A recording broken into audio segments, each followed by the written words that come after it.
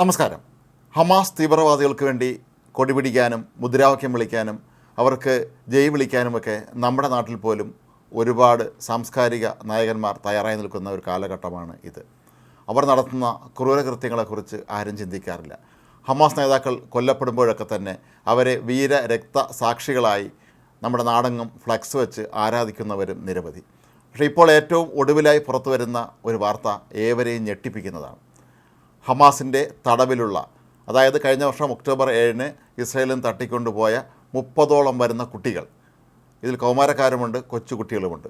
ഇവർ ഹമാസ് തടങ്കലിൽ നേരിടുന്ന അതിക്രൂരമായ പീഡനമുറകളെക്കുറിച്ചാണ് ഇപ്പോൾ റിപ്പോർട്ട് പുറത്തു വരുന്നത്.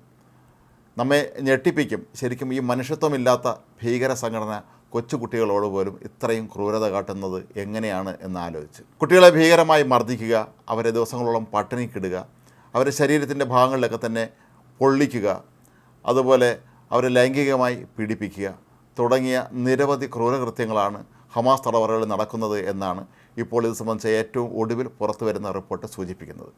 കഴിഞ്ഞ വർഷം നവംബറിൽ മോചിപ്പിച്ച ചില ബന്ദികളെ പരിശോധിച്ച ഡോക്ടർമാരുമായും അതുപോലെ ഇടയ്ക്ക് ഇസ്രായേൽ സൈന്യത്തിൻ്റെ ഇടപെടലിൽ മോചിക്കപ്പെട്ട ചില തടവുകാരുമായ എല്ലാം ചില മനുഷ്യാവകാശ സംഘടനകൾ നടത്തിയ അഭിമുഖത്തിൻ്റെ കൂടി ഭാഗമായിട്ടാണ് ഇത്തരത്തിലുള്ള ഞെട്ടിക്കുന്ന വസ്തുതകൾ പുറത്തു വരുന്നത്.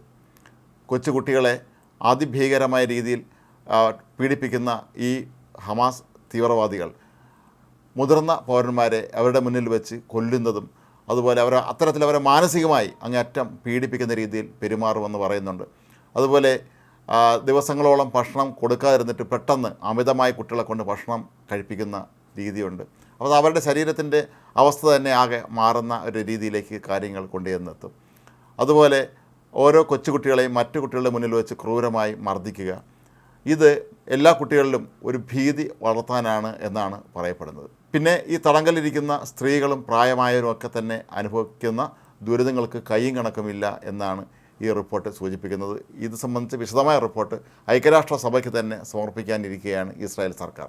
എന്നാൽ ഐക്യരാഷ്ട്രസഭയുടെ ഭാഗത്തു നിന്ന് ഇതിൽ എന്താണ് നടപടി ഉണ്ടാകാൻ പോകുന്നത് എന്നുള്ള കാര്യത്തിൽ നമുക്ക് ഇനിയും ഒരു കാര്യവും വ്യക്തമാക്കാൻ കഴിയുകയില്ല. കാരണം എല്ലായ്പ്പോഴും ഐക്യരാഷ്ട്രസഭയെ സംബന്ധിച്ച് ഇസ്രായേൽ അവരുടെ എതിർപക്ഷത്ത് നിൽക്കുന്ന ഒരു രാജ്യമായിട്ടാണ് കണക്കാക്കുന്നത്. ഇസ്രായേലിനെതിരെ എന്ത് പ്രമേയം വന്നാലും അതെല്ലാം തന്നെ കൈയടിച്ച് പാസ്സാക്കുന്ന ഒരു രീതിയാണ് അവിടെ ഉള്ളതും. അതുകൊണ്ട് തന്നെ ഈ റിപ്പോർട്ടിൻ്റെ ഭാവി എന്താകും എന്നറിയില്ല എങ്കിൽ പോലും മനുഷ്യർ, പ്രത്യേകിച്ച് കൊച്ചുകുട്ടികൾ ഹമാസ് തടവറകൾ അനുഭവിക്കുന്ന ക്രൂരകൃത്യങ്ങളുടെ ഈ ഒരു റിപ്പോർട്ട് നമ്മെ അമ്പരപ്പിക്കും. ഇതിൽ പറയുന്ന എല്ലാ കാര്യങ്ങളും നമുക്ക് ഒരു വാർത്തയിലൂടെ പറയാൻ പോലും കഴിയുകയില്ല. അത്രത്തോളം ക്രൂരമായ രീതിയിലാണ് അവർ കുട്ടികളോടും അവിടെ കഴിയുന്ന സ്ത്രീകളോടും പ്രായമായവരോടൊക്കെ തന്നെ പെരുമാറുന്നത്.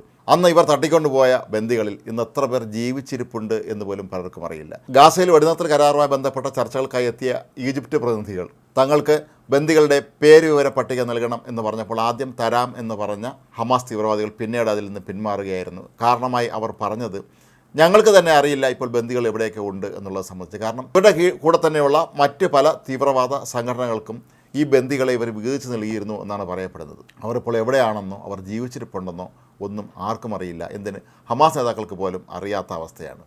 കൃത്യമായി ഇക്കാര്യത്തിൽ നിലപാടെടുത്തില്ലെങ്കിൽ, അതായത് ബന്ദികളെ വിട്ടയച്ചില്ലെങ്കിൽ അതിഭീകരമായ പ്രത്യാഘാതം നേരിടേണ്ടി വരും എന്ന് നിയുക്ത അമേരിക്കൻ പ്രസിഡന്റ് ഡൊണാൾഡ് ട്രംപ് പ്രഖ്യാപിച്ചിട്ടും ഹമാസിന് ഇപ്പോഴും ഒന്നും ചെയ്യാൻ കഴിയാത്ത കാര്യങ്ങളിലൊന്ന് അവർക്ക് തന്നെ അറിയില്ല ഈ ബന്ദികൾ ഇപ്പോൾ എവിടെയാണ് എന്നുള്ളതാണ്. സ്ത്രീകളെയും കുട്ടികളെയെല്ലാം ഇത്തരത്തിൽ പീഡിപ്പിക്കുന്ന ഹമാസ് ഭീകരർ പുരുഷന്മാരോട് കാട്ടുന്നത് അതിലും ക്രൂരതയാണ്.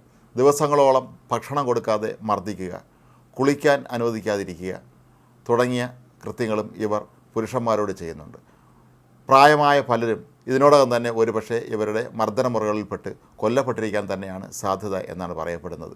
നാസി തടങ്കൽ പാളയങ്ങളെ പോലും തോൽപ്പിക്കുന്ന തരത്തിലുള്ള അതിക്രൂരവും നിഷ്ഠൂരവുമായ മർദ്ദനമുറകളാണ് ഇവിടെ നടക്കുന്നത് എന്നാണ് അവിടെ നിന്ന് രക്ഷപ്പെട്ടവർ ഇപ്പോൾ വെളിപ്പെടുത്തുന്നത്. കഴിഞ്ഞ ഒക്ടോബറിന് ഇസ്രായേലിലേക്ക് ഹമാസ് തീവ്രവാദികൾ കടന്നു കയറി തട്ടിക്കൊണ്ടുപോയത് 251 പേരെയാണ്. ഇവരിൽ ഏതാണ്ട് 100ഓളം പേർ ഇപ്പോഴും അവരുടെ കൈവശമുണ്ട് എന്നാണ് പറയപ്പെടുന്നത്. എങ്കിലും ഇതിൽ പലരും ഇതിനോടകം തന്നെ കൊല്ലപ്പെട്ടിരിക്കാൻ തന്നെയാണ് സാധ്യത. മാത്രവുമല്ല, ഇസ്രായേലിനെതിരെ അന്താരാഷ്ട്ര ക്രിമിനൽ കോടതിയിൽ നിന്ന് ഉത്തരവുകൾ ഇറങ്ങുമ്പോൾ കൊച്ചുകുട്ടികളോടും സ്ത്രീകളോടും പോലും ഇത്രയും ക്രൂരമായി പെരുമാറുന്ന ഈ ഹമാസ് തീവ്രവാദികൾക്കെതിരെ യാതൊരു തരത്തിലുള്ള നിലപാടുകളും അവിടെ ഒന്നും ഉണ്ടാകുന്നില്ല എന്ന പരാതിയും വ്യാപകമാണ്. മാത്രവുമല്ല, ഈ ഹമാസിൻ്റെ തടവിലുള്ള മനുഷ്യർക്ക് അവർക്ക് എന്തെങ്കിലും അസുഖം വന്നാൽ അതിന് മരുന്ന് കൊടുക്കാതെ അവരെ അത്തരത്തിലും ക്രൂരമായി പീഡിപ്പിക്കുന്ന രീതി അവിടെ ഉണ്ട് എന്നാണ് പുറത്തെത്തിയ പലരും പറയുന്നത്. പ്രായമായ പലരും അസുഖങ്ങളുള്ളവരൊക്കെ ഉണ്ട്, അവർക്ക് മരുന്ന് യഥാസമയം കഴിക്കേണ്ടതുണ്ട്. അങ്ങനെ ഉള്ളവർ മരിച്ചു പോകട്ടെ എന്ന രീതിയിലാണ് ഹമാസ് തീവ്രവാദികൾ പെരുമാറുന്നത് എന്നാണ്. മരുന്ന് ആവശ്യപ്പെടുന്നവരോട് അവർ ക്രൂരമായ ഭാഷയിൽ സംസാരിക്കുകയും മർദ്ദിക്കുകയൊക്കെ ചെയ്യുന്ന രീതിയും പിന്തുടരുന്നുണ്ട് എന്നാണ് പറയപ്പെടുന്നത്. ഹമാസിൻ്റെ തലവനായിരുന്ന കൊല്ലപ്പെട്ട യാഹ്യ സിൻവറിനെ ഗാസയിലെ കശാപ്പുകാരൻ എന്നാണ് പലരും വിശേഷിപ്പിച്ചിരുന്നത്. ഇത്തരത്തിലുള്ള നിരവധി കശാപ്പുകാർ ഹമാസ് നേതൃനിരയിൽ ഇപ്പോഴും ഒരുപക്ഷെ ഉണ്ടായിരിക്കാനാണ് സാധ്യത. അതല്ലെങ്കിൽ ഇപ്പോഴേക്കും ബന്ദികളെ വിട്ടയക്കുമായിരുന്നു. മനുഷ്യരോട് യാതൊരു തരത്തിലുമുള്ള ദയ അർഹിക്കാത്ത തരത്തിൽ പെരുമാറുന്ന ഈ ഹമാസ് സംഘടനയ്ക്ക് വേണ്ടി നമ്മുടെ നാട്ടിൽ മുദ്രാവാക്യം വിളിക്കുകയും കൊടിപിടിക്കുകയൊക്കെ ചെയ്യുന്ന എല്ലാവരും ഇതറിയണം. മറ്റൊരു രാജ്യത്ത് നിരപരാധികളായ ജനങ്ങളെ, പ്രത്യേകിച്ച് കൊച്ചുകുട്ടികളെ ഇത്രയും ക്രൂരമായ രീതിയിൽ പീഡിപ്പിക്കുന്ന ഒരു വലിയ സംഘടനയ്ക്ക് വേണ്ടിയാണ് തങ്ങൾ ജയ് വിളിക്കുന്നത് എന്ന്. ഇവരിൽ എത്ര പേർ ഇനി ജീവിച്ചിരിപ്പുണ്ടാകും എന്ന് പോലും ആർക്കും അറിയില്ല. കാരണം അസുഖബാധിതരും കൊച്ചുകുട്ടികളുമൊക്കെ തന്നെ ഇവരുടെ ക്രൂരമായ മർദ്ദനമുറകളും പെരുമാറ്റമൊക്കെ കാരണം ഇതിനോടകം തന്നെ ശാരീരികമായും മാനസികമായും ഒക്കെ തന്നെ തളർന്നു കാണും. കൊച്ചുകുട്ടികളെ പരമാവധി മാനസികമായി പീഡിപ്പിക്കുന്ന രീതി തന്നെയാണ് ഇവർ ഇപ്പോഴും പിന്തുടരുന്നത് എന്നാണ് മനസ്സിലാക്കാൻ കഴിയുന്നത്. അഥവാ മോചനം ലഭിച്ചാലും ഇവരിൽ പലരുടെയും മാനസിക നില പോലും ഒരുപക്ഷെ തകരാറിലായ അവസ്ഥയിലായിരിക്കും പിൽക്കാലത്ത് ഇവർ ജീവിക്കേണ്ടി വരിക എന്നുള്ള ഭീഷണിയും അവിടെ നിലനിൽക്കുന്നുണ്ട്. ഏതായാലും ഈ വിശദമായ റിപ്പോർട്ട് ഐക്യരാഷ്ട്രസഭയ്ക്ക് സമർപ്പിക്കാൻ തന്നെയാണ് ഇസ്രായേലിൻ്റെ തീരുമാനം.